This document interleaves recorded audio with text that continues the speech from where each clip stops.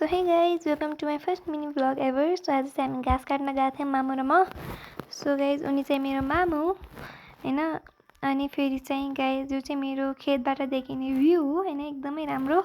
त्यसपछि चाहिँ गाइज हामी घाँस बोकेर घरतिर लाग्यौँ। मामुले मेरो टाउकोमा घाँस राखिदिनु भयो अनि मामुले आफ्नो पनि राख्नु भयो। त्यसपछि चाहिँ हामी घरतिर लाग्यौँ होइन।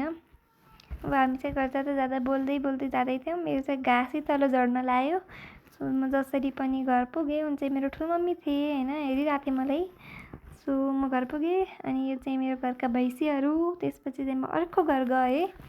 मामु र म गइरहेको थियौँ। मामुको हातमा चाहिँ सामान पनि थियो। त्यसपछि गाइज हामी बोल्दा बोल्दै गइरहेको थियौँ। अनि गाइज मलाई भ्लग पनि बनाउन आउँदैन, यो मेरो फर्स्ट टाइम थियो। सो मलाई कस्तो भयो थाहा छैन। सो गाइज म चाहिँ बोल्दा बोल्दै हामी घर पुगेको थियौँ होइन। टाइम कतिखेरको यो थाहा नै भएन। सो म घर जाने बाटो पुगेँ होइन। अनि घर जाने अनि डेडी चाहिँ बाहिर बसेर मलाई हेर्नु हुँदै रहेछ कि। अनि म चाहिँ हाँसेँ होइन।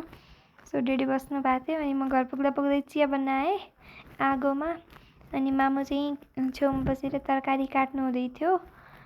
अनि फेरि गाइज हो होइन, चिया बनाउँदा बनाउँदा धुवाले आँखाबाट आँसु नै आयो। सो जसो गरेर बनाएँ अनि सबैले खायो। Thanks for watching guys, by.